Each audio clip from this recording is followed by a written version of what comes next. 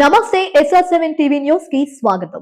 ములుగు జిల్లా వెంకటాపురం మండలంలోని ఎడతెరిపి లేకుండా కురుస్తున్న వర్షాలకు పాలెం ప్రాజెక్టు వాగు ఉధృతంగా ప్రవహించడంతో గోదావరి వరద పెరగడంతో వరద ముంపు ప్రాంతాలైన టేకులబోరు, తుర్సవానిగూడెం, వెంగళరావుపేట పలు గ్రామాలు జలమయమయ్యాయి. గోదావరి వరద నీరు చేరడంతో చిన్న తరహా రైతులు సాగు చేసుకుంటున్న వరి పొలాలకు పాలెం ప్రాజెక్టు వరద నీరు, గోదావరి వరద నీరు చేరడంతో పూర్తిగా నీట మునిగిపోయాయి. ఎల్లినో ప్రభావం నేపథ్యంలో తేలికపాటి పంటలు వేసుకోమని అధికారులు సూచించిన మేరకు రైతుల పెసర్లు, మినుములు వంటి తేలికపాటి పంట సాగు చేసుకున్నారు. ఈ ప్రాంతాలు గోదావరి ముంపు ప్రాంతాల పొలాలు కావడంతో రైతులు తీవ్ర ఆవేదన వ్యక్తం చేస్తున్నారు. పంట పూర్తిగా నీటిమట్టం అవడంతో రైతులకు నష్టపరిహారం ప్రభుత్వమే చెల్లించాలని రైతుల్లో విజ్ఞప్తి చేశారు. పూర్తి సమాచారం రైతులు బోయిన వెంకటేశ్వర్లు, పాతపురం రైతులు మీడియా ముఖంగా ప్రసంగించడం జరిగింది. రిపోర్టర్ SR7 టీవీ న్యూస్, తుర్సా చంటి. SR7 టీవీ న్యూస్ ఛానల్కి స్వాగతం. ఈరోజు ములుగు జిల్లా వెంకటాపురం మండలం పాలెం ప్రాజెక్టు కింద ఉన్న వాగు దగ్గరకు అయితే రావడం జరిగింది. మొన్న 3 రోజుల నుండి కురుస్తున్న వర్షాలకు ఎడతెరిపి లేకుండా కురుస్తున్న వర్షాలకి గోదావరిలో వరద ఉధృత పెరగడంతో ఇప్పుడు పొలాలకి రావడం జరిగింది.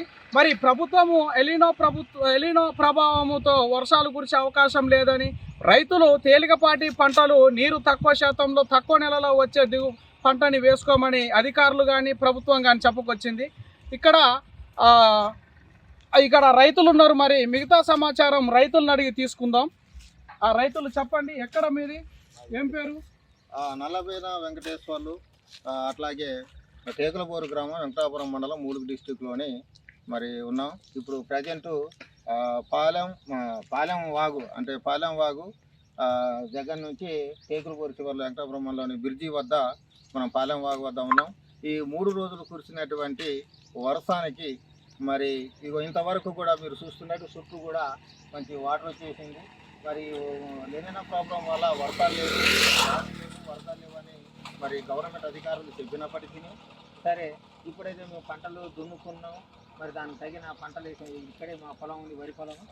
పూర్తిగా 3 ఎకరాలు కూడా నీటి మట్టం అయిపోయింది. ఇక్కడ కూడా పాత్రాపురం రైతులది, మరి ఇక్కడ ఉన్నది పాత్రాపురం రైతులది పాలెం, ఇక్కడ రోడ్డు పక్కనే ఇది కూడా మొత్తం దున్ని ఉన్నది. అది అక్కడ నారు పోసింది మీతో క్లియర్గా పచ్చగా ఆపడుతూ ఉన్నది. ఆ నారు పోసినది అంతా నీటి మట్టం అయిపోయింది.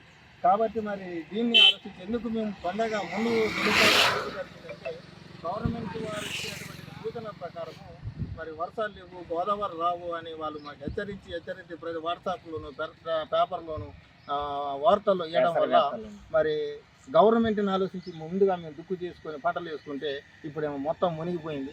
మరి దీనికి మరి నష్టపోయినటువంటి రైతాంగానికి మరి గవర్నమెంట్ మరి సహాయం చేయాలని రైతు వారిగా మేము అడుగుతున్నాం. కాబట్టి దీనికి గవర్నమెంట్ అధికారి వారు మరి దీన్ని చూసి పరిశీలన చేసి నష్టపోయిన ఒక రైతుకి నష్టపరిహారం అందించాలని మేము అధికారులను కోరుకుంటా ఉన్నాం. ఇక్కడ పూర్తిగా ప్రభుత్వం చెప్పినట్టు తేలికపాటి తక్కువ మోతాదులో వేసుకొని పంట నీరు తక్కువ తాగేటట్టు చూసుకునే విధంగా తేలికపాటి పంటలు వేసుకోవడంతో ఇప్పుడు 2 రోజులు 3 రోజులు కురిసిన వర్షాలకి పంట నష్టం జరిగిందని ప్రభుత్వమే దీన్ని చొరవ తీసుకొని ప్రభుత్వం మరి దానికి నష్టపరిహారం కట్టాలని మరి అధికారి కోరడం, మన రైతు కోరడం జరిగింది. అదేవిధంగా మన పాత్రాపురం నుండి ఒక రైతు వచ్చారు. చెప్పండి రైతు. మాది పాత్రాపురం అండి. అయితే ఇక్కడ ఫ్లడ్ మాత్రం బాగా పెరుగుతూనే ఉంది. రైతులు మాత్రం నాట్లు వేసారు, మొత్తం నార్లు ముంచేసినాయి.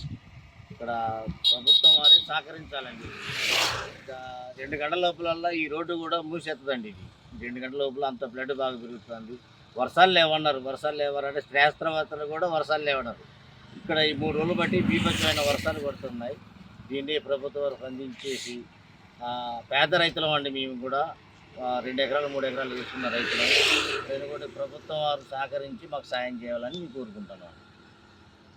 అది విషయం ఇప్పుడు చూసినట్లయితే పాలెం ప్రాజెక్టు గోదావరి పక్కనే ఉండడంతో పాలెం ప్రాజెక్టు వాటర్ ఇక్కడ ఉధృతంగా రావడంతో గోదావరి వాటర్ ఇక్కడ అనేకమయ్యి ఇక్కడ పంట పొలాలకు పూర్తిగా నష్టం వాటిల్లినట్టు కనపడుతుంది.